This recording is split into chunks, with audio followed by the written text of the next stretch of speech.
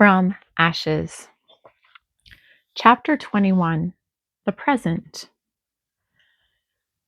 I get home from work to find a chocolate cake on my doorstep. A lean tower in a tall white box, like it's been bought, though looking at it, I know it hasn't. The box is generic, no stickers or insignias or branding of any type, no shop sticker to seal it closed. The cake itself is a beautiful 3-layer cylinder, all chocolate, but miniature.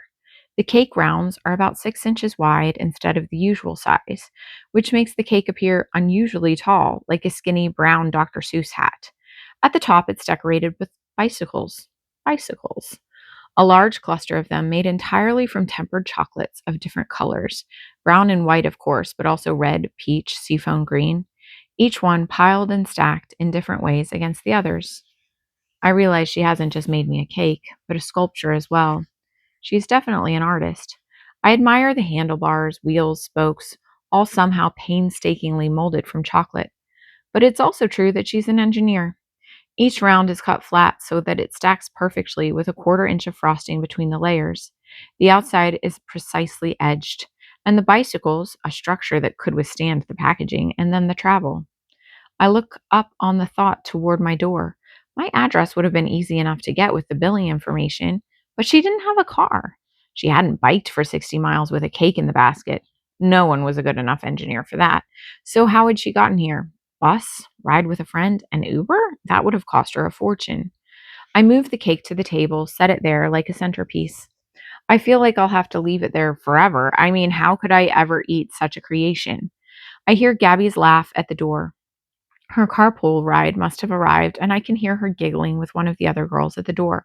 Dad, she calls in, can Lacey stay and have dinner with us?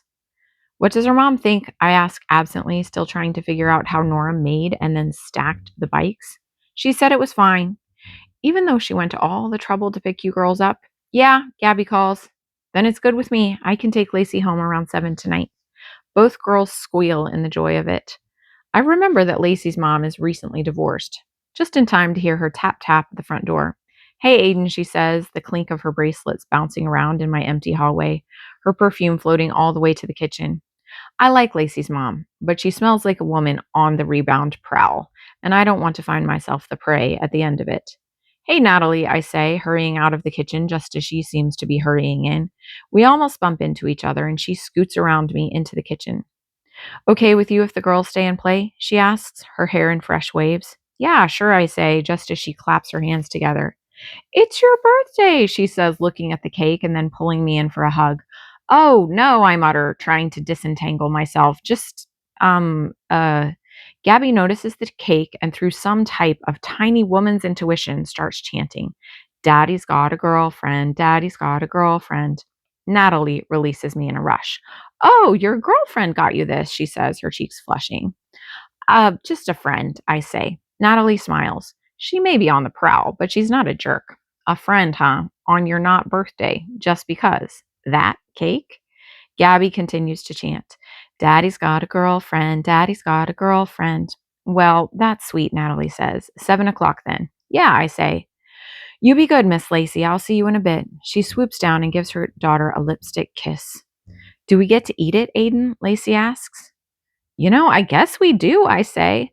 Let's hope Nora is as good a cook as she is a designer. You girls go play outside and I'll call for a pizza. More squealing. I'll never stop being amazed at how many high pitched noises girls can make. I pull out my phone, see Nora's number sitting there right below Neo's pizza. Pause. My finger over the button. I need to thank her at the very least. But my finger moves up. I'll thank her soon. For now, one double supreme and one plain cheese. That should have everyone covered.